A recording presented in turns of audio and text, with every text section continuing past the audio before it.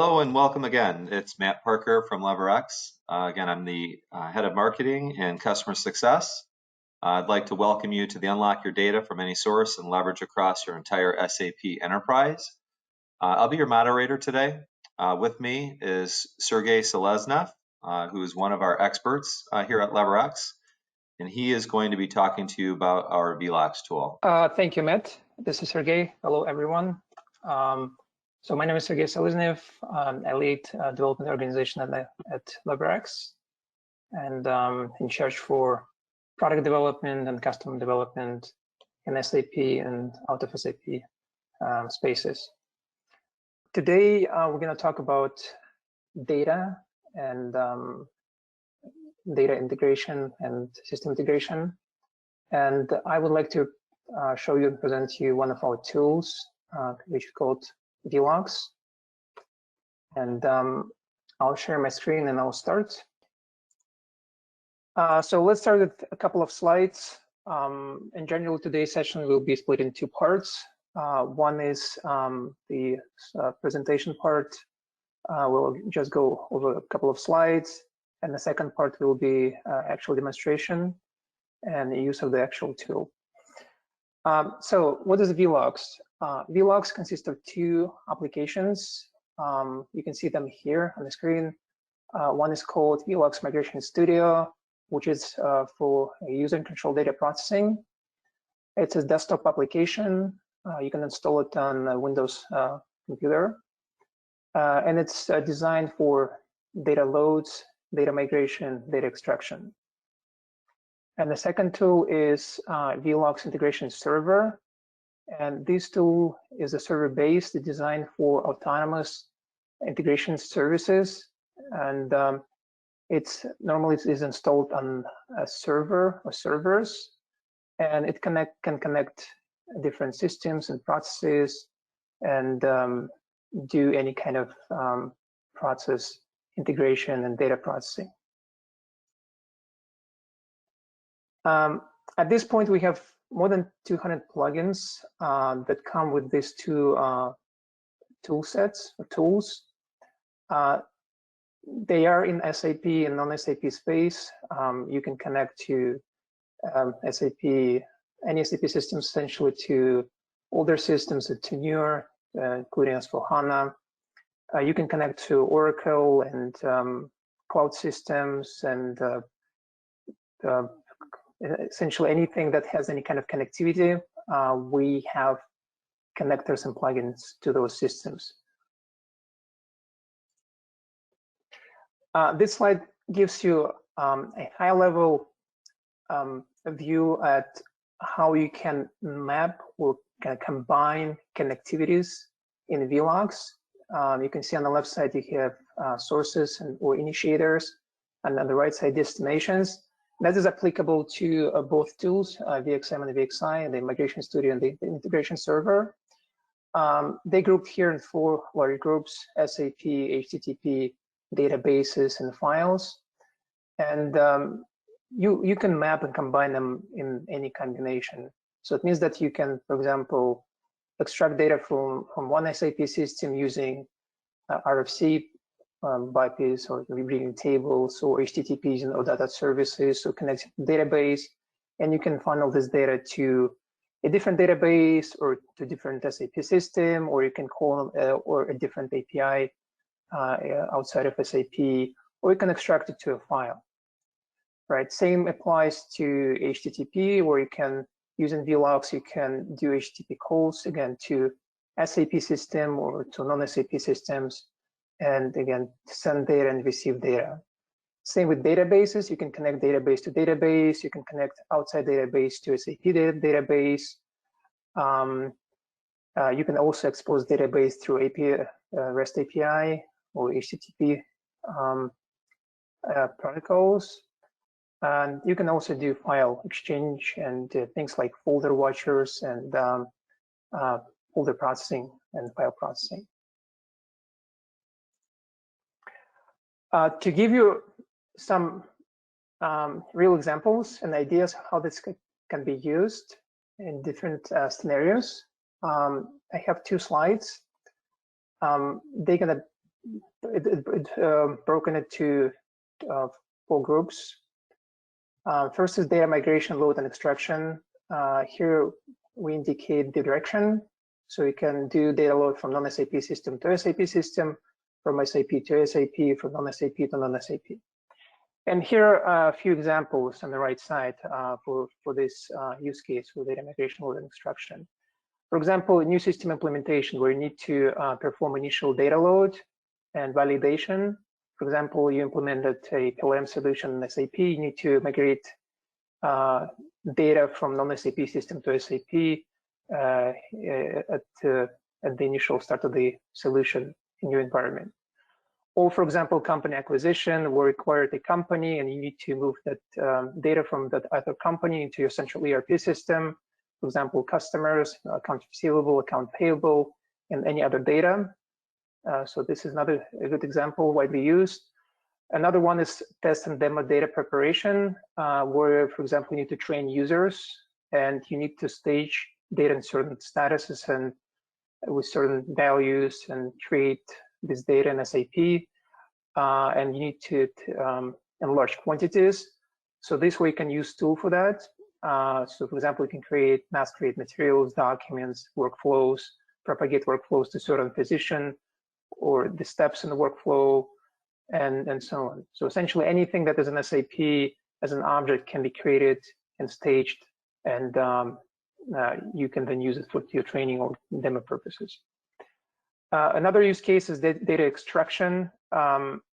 So this way you need to extract data to a file or to a different database for staging and additional processing.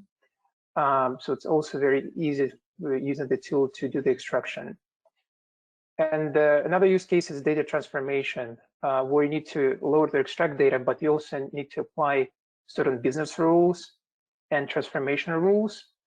So VeloX has transformation plugin that allows you easily configure those transformations with certain if conditions and matrices to map conditions and do the transformation. So this is around data migration, load, and extraction. Another group of use cases, data synchronization and integration. Again, you can do it from non-SAP to SAP, from SAP to SAP, and non-SAP to non-SAP. Some examples, most widely used, I think, probably you also know that from your practice, is master data synchronization.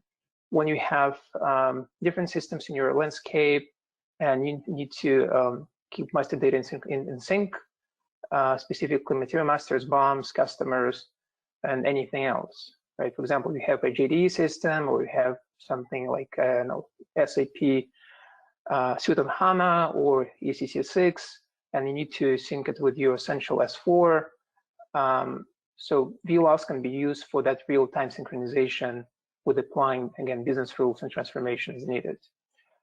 Another one is process integration, where you need to integrate processes, including transactional data, for example, sales orders and purchasing orders and anything else that you transact in your system or outside systems, and you need to transfer that to your central system. So this is another good use case. Another one is integration with your MES systems that are outside of SAP, and control system with PLCs and machinery. VeloX comes with a PLC-related plugins as well. You can talk to OPC and to also PLC native protocols, depending on the brand of that PLC control system, like Allen Bradley or Siemens, and so on. And another use case is integration with the CAD systems and non-SAP PLM systems. So that from the data sync and integration group. So next slide has 3 more groups of different use cases. API development and microservices.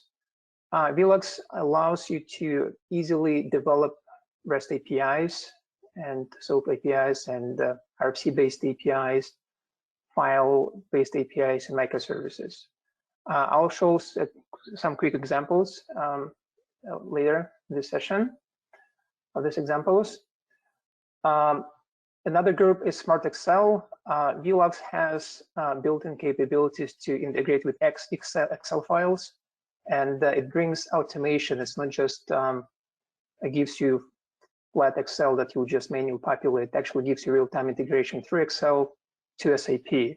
So Excel file becomes a UI for the end users, and they don't have to go to SAP. And this is typically popular in cases where users need to do mass processing, like mass BOM updates or material updates, or SAP don't do many things in SAP, and they occasionally need to change something or view something. So it's a good way to simplify their experience. And the third group here is business app development. You know that no-code application development and solutions becoming more and more popular. VeloX support this capability as well. So using VeloX, you can build web applications without any development of any coding. Just bring blocks and plugins onto the canvas and mapping them, and that will provide a nice and modern web UI. And you can do any kind of styling and branding the user interface. That's all through the VeloX toolset. Okay, typical process consists of 3 steps. First, you decide which connectors or plugins you need for your project. Then you define mapping and transformations, and then you run it locally. This is in case of the VeloX Migration Studio, or deploy it to a server as a service. This is view of the user interface. Just outline the idea. Main focus during the design of the solution or the tool, it was user experience. So we wanted to make it as user-friendly as possible and as simple as possible, obviously. And everything is done through this visual mapping interface. The fields level and the transformation and anything else is accessible through this mapping engine. And I'll show that in the real system just in a few seconds. Okay, so I'll just touch a little bit on the system requirements briefly. The integration server can be installed on a Windows-based server. It can run on virtual machines and VMs, so any like VMware hypervisors or Hyper-V. And it doesn't require a lot of resources as well. Obviously, it depends on your projects, but this is a kind of minimum configuration of VM instance that would be required to run VeloX integration server. And for the Migration Studio, for the desktop version, it can run on Windows 7 or 10, and it can run on any machine that can run Windows. So that's nothing special in terms of the system requirements. Okay, so let me switch to the actual tool. So I'll start with the Migration Studio. You can see it has this pink color on the logo and the name of the tool at the top. And here's the integration server, just to show you a difference. So it has this blue color, and it's saying, typically it's saying the name, but right now I have project open here. And you can see here the name of the tool as well on this side. Okay, again, I'll start with the Migration Studio first, and we'll show you basics of how to use it. I just give you a feel of the tool. So I'll start a new project. Just you can define a group of it. I'll just call group demo, and just basic demo. Name of your project. Click OK. So the way UI is structured, it consists of three actually main parts. Left part is the control panel with all the connectors that you have access to. You can add and remove them. There are add and remove button. You can search them as well. And you can group them. So you can create custom groups to simplify management of the plugins. The central piece is the mapping canvas, where you can map your projects. And if you collapse this one, the other section is data upload. This way, actually, you see the results of your data processing, and you can pause it, you can start it, you can see errors, and so on. So right now it's empty because we don't have any projects here configured yet. So what I will do, I'll just go through just some basic plugins that we have give you a feel of that. So I'll start with the Excel import. So what you can do, you can import data from Excel file, and it works. It's very kind of intuitive. Let me create a file here. So we just go here, new Excel file, call it test. We'll open it.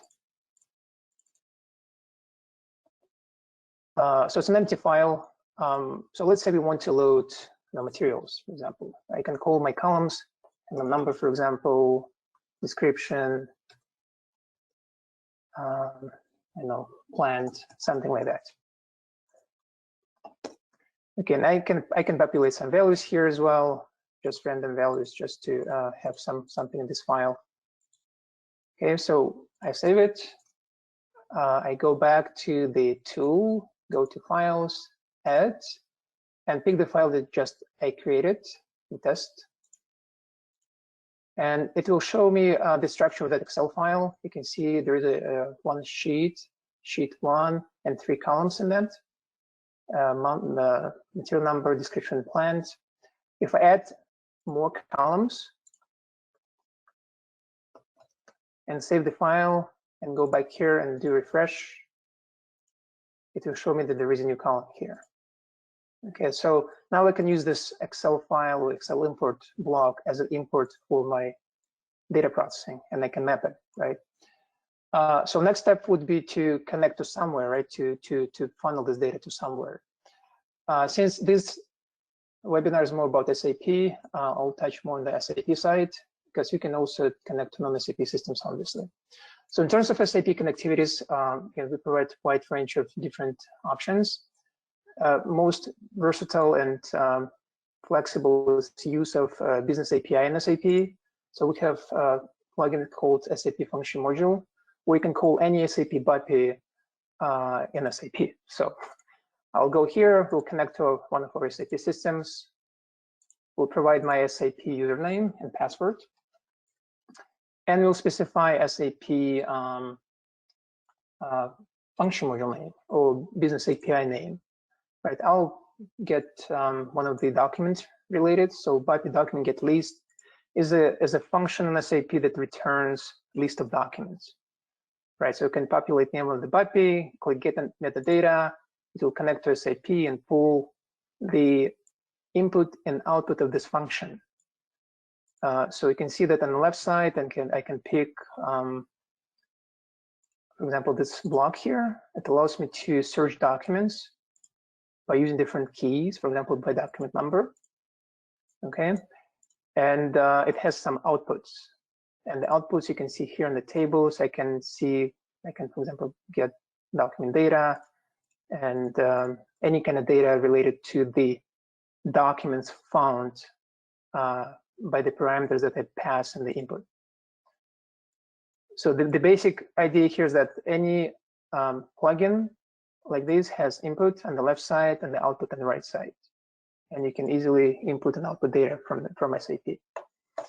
Okay, you can also do read tables. For example, we have read table plugin where you can connect to SAP. Again, you can specify any table in SAP and pick and query data in SAP using this plugin. Just type my name, click here, table name order, for example, which is material master header table, and it will give you access to all the fields of the table, and you can easily use that in your project as well. Okay. So in addition to this, for example, if you need to extract data to or out of SQL databases, you can also use SQL client and SQL store procedure plugins. So we can drag it like this as well, connect to a SQL database. And the tool supports Oracle and Microsoft and MySQL, HANA databases. So you can connect to any kind of databases directly. And for this case, for example, I use this one as the credentials, and I'll copy connection parameters for that database. Just a little bit technical, but this essentially the connection parameters to the database, and it will specify table name, click connect. And it connects to the database and immediately shows me the table, the fields of the table. And what I can do select statements, I can do modify, delete, and insert records in the table. Okay, so I can do manipulation with the table. And I'll show you two more, and I'll then show you switch to real examples and projects here. So I'll close these guys here. So a few more that I'd like to show is transformation block. And with transformation block, you can transform data. So let's say you funnel your data from Excel to SAP, but you need to transform it in between. What you can do, you can add your input parameters here. Let's say field 1, field 2, and your output parameters. For example, the resulting will be just one field, field 3, for example, on the output. And you could feed your data from your source to the transformation block and do transformations in here. You can define rules. You can call your rules the way you need. And then you can do different logical checks, right? You can do if statements. You can apply it to a table or for just one record in the table to the first one. And then you can essentially do pattern search or you can logical comparisons. Okay, you can use also the constants here, and then you can pass it to your output field. And then here you can do concatenations and just assignments, and also else ifs, and add as many branches to it as you need as well. And you can add multiple rules. With this rule 1, you can also add rule 2. So they will go kind of sequentially, and one rule will be applied to another one. So that way you can do really complex rules and transformations here. You can also export them and import from Excel file. So that way you don't have to go here and manually click it. You actually do the automated way of doing that through importing from Excel file. Okay, so I'll close this one. And the last one is Python script. So Python script allows you to do scripting inside of the tool. So it works in the same way. You define your inputs and outputs. Right, I'll just add two fields here. And then you go inside and click editor, and it gives you access to the Python editor. And you can build any kind of scripts here using Python language. You can also import Python libraries. You know that Python is heavily used by data scientists and in general for data processing. So it has a lot of existing libraries and modules that can be used inside the VeloX in this plugin as well. And the way you just use it, again, you just map it like that, and then it goes to the next step, whatever it needs to go to, and so on. Then you can run here any kind of logic inside of this Python script. So let me go and show you some real examples. So I'll start with the material master. So I'll close this project, and I'll go and open and create material. So I'll go with existing projects because we don't have much time. I'll just connect to one or two existing projects and show you a couple of examples. So this project is a simple way to create material masters in SAP. You can see here that I have Excel import as my source. If I go here and click on the file, you'll see that I have, this is the file. I have material number and description and unit of measure, and some random column here, which I don't use. Yeah, close this, close this. And these columns, material number, description, unit of measure, are mapped to the Material Master plugin. And the plugin is connected to one of our demo systems, B1M. It's an SAP system. It's in the creation new material mode. You can see here. I also defined here material type at FERT. And you can also specify if you would like to use external or internal number ranges for the creation process. Okay, so once you map it, and in this case, again, I mapped just basic fields. Industry sector is defaulted to 1. You can see defaulted. And basic data view is X. It means that we're going to create basic data view, just one view in Material Master. We also will be creating description. You can create multiple languages, obviously. So that's why you have here button plus to create different languages. And we also create some client-specific data, and in this case is unit of measure. Because in Material Master there is plant-specific data, client-specific data, sales org-specific data, and so on, depending on the view. So for the basic view, we just use this set. If you need to create other things like classification and any other views, you can pick them here. You see that they're all unselected right now. but you can pick sales, purchasing, and so on.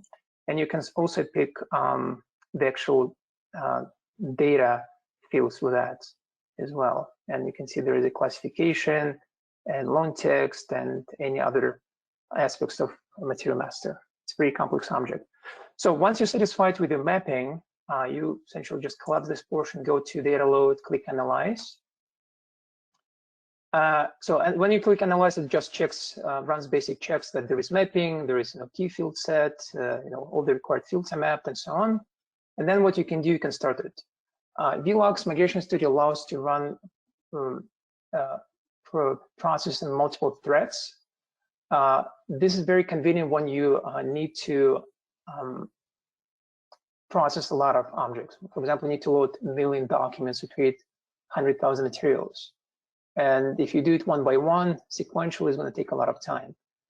So what you can do, you can specify a number of threads. And in this case, it will allocate, if I put 5 here, to allocate 5 processes in SAP. And we will start creation process in parallel, 5 parallel streams.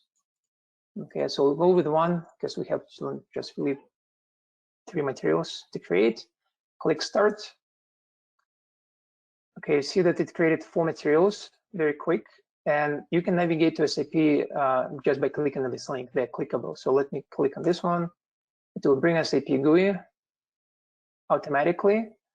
It will prompt you to select view of the material master, same that you would see if you would go to MM03. Click here, and here we go. This is the material we just created. Okay, so we'll close this.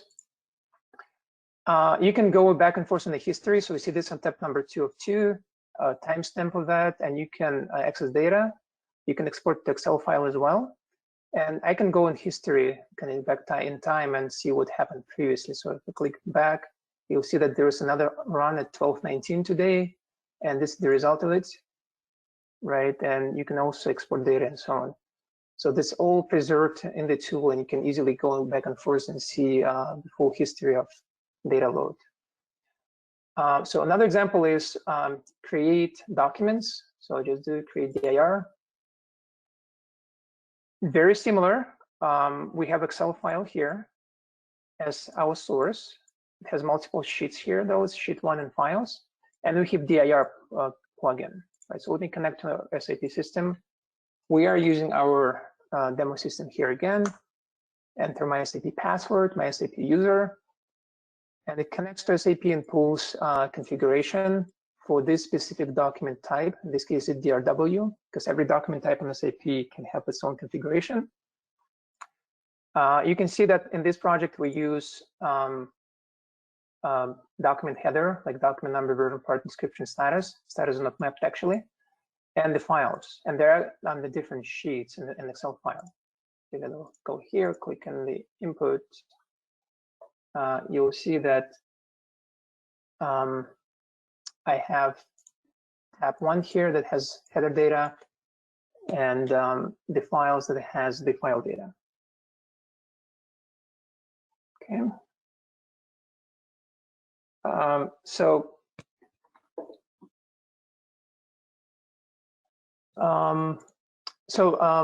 Matt, maybe a quick check, time check.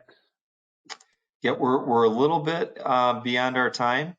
We did start a little bit later, but I just wanted to make sure that give a quick reminder. If you have questions for Sergey, please use the questions box that's located on the right-hand side or within the webinar toolbox.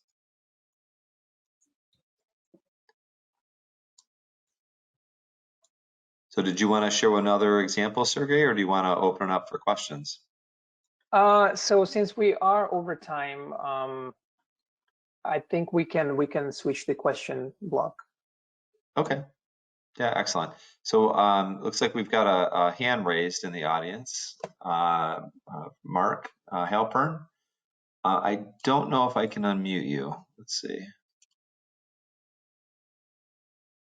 Oh, you'll have to unmute yourself. Can you hear me? Yeah, yes, now I can hear you, Mark. Go ahead. Okay, so, well, the first question that I have is, since I'm doing a lot of work related to digital thread, I'm thinking about scenarios where this is used during the service life of systems. And how does this work across suppliers, for example, who may not own this particular software? You know, they may not have rights to the software. Yeah, so what would be the use scenario? Do they have to buy the software as well, or is there a way to link them into a digital thread that might have been created with this software? Yes, so you can expose it through API web forms with the vendors or those external partners. It really depends what kind of way you use to collect data or communicate with them.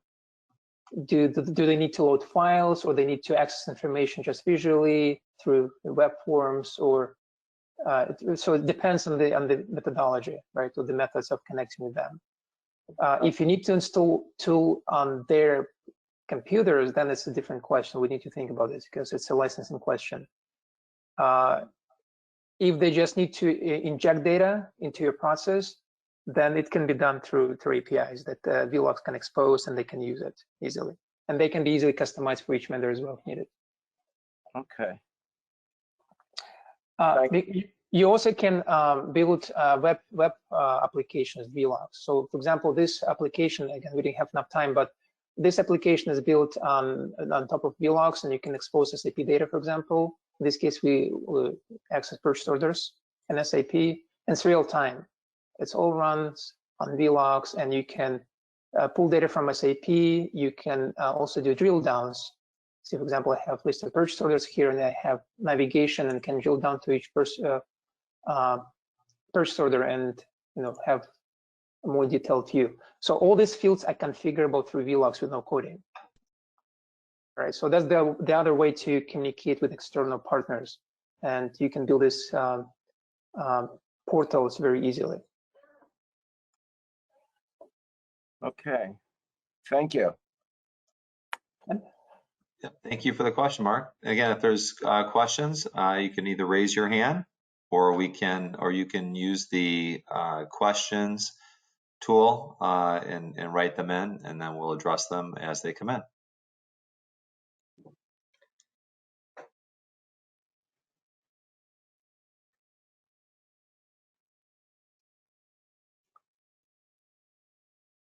Well, if no one's asking any questions, so I'm just curious. I guess you can do mappings from between suppliers and their OEMs.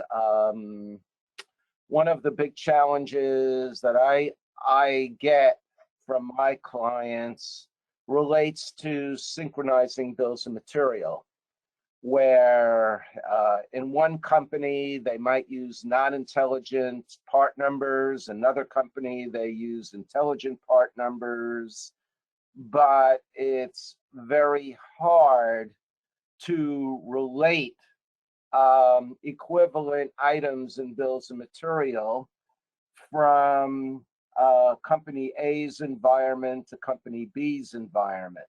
Or I've also run into situations where there are acquisitions, and the company acquired has a very different part naming convention than the acquirer. So how can that be handled? I'm thinking, based on what you said, you can associate part numbers. Is that correct? Right. So you can, again, in VeloX, you have transformation block, and you can load the mapping, that external material number, part number, to your internal part number. And so this can be, you can import it, or you can maintain it in a database, and VeloX can pull it from database as well. You can even maintain it in SAP, and VeloX can pull it from SAP. So there are many options how to do that. We've seen multiple combinations from our real projects with other customers. And in some cases, it's a SAP where they maintain this, and VeloX just connects to that table and reads that mapping and applies on the fly when the data comes in. And in some cases, maintained in VeloX through the transformation log. So there are different options, but it's easily doable. Right. So also, again, with a lot of the digital thread work, also that a lot of our clients are looking for guidance. Can you turn on and off the relationship? So for example, if you just want to migrate data from application A to application B or to SAP without maintaining a link, or if you want to maintain the link, you have the option to do either, correct? Yeah, so it's kind of essentially orchestrating the data flow, right? Well, it's orchestrating the data flow, but some, you may not want to have a quote unquote digital thread or relationship across all data. It may not be necessary for all of the use cases of digital threads. It might be necessary for some use cases, but not for others. You can configure filters, right? Depending on the input data, you can filter and apply or not apply the process. Right. So that you can configure filters and react only on certain events with certain combination of the data. Yeah. Also, in terms of the industries where you have customers that adopted this, what industries has it proven to be most popular in? So we deal a lot with manufacturing in general in different areas. Well, which manufacturing verticals? The aerospace and defense, shipbuilding, consumer goods. Can you share?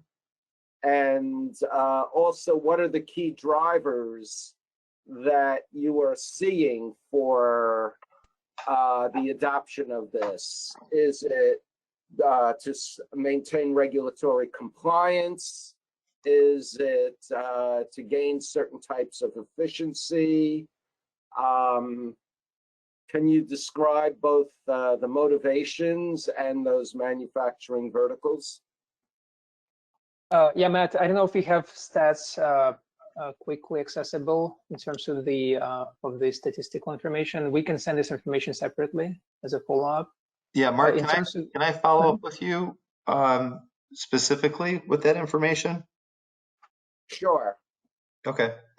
Yeah, because I know just from interacting with our sales team, VeloX is used in most of our projects across various industries. And as Sergey mentioned, we have clients in aerospace, consumer goods, and I'm trying to think of some of the other verticals that I'm missing here. But medical. Yeah, medical device, medical devices, and most of them, at least it's my understanding, that they're using the VeloX tool as a primary means to migrate and integrate the data. The example that you brought up earlier, regarding acquired companies, that seems to be a very consistent theme as companies are expanding and acquiring other companies. The need to migrate their data and have everything under one roof is very appealing, and the clients that we're working with in that regard are using VeloX to do that. Okay, yeah, that makes a lot of sense. Yeah, so for the meantime, if do you have my email address? I do. I through the webinar, I have your email address. Can I just so can I connect and maybe set up some time with you after the meeting today? Yeah, that would be great. Okay. And I could share more with you about, you know, what I'm encountering with our clients related to digital thread. I see this as yeah, an important tool to enable digital threads, actually. Yeah, no, agreed. So, Yeah. no, that sounds good. All right. Okay, well, if there aren't any other questions, we're going to adjourn for the day. I want to thank everybody for your time. We will follow up with this webinar with a copy of the presentation, recording of the webinar, and then also a transcription of the Q&A. So look for that in your email. That'll be available in a couple days. Thank you all for attending, and make sure to be on the lookout for additional invites to future webinars. We'll be running 2 again next month. One will be on recipe development, and then the other title is still to be determined, but that'll be coming out shortly. But thanks again. Have a great day, everybody.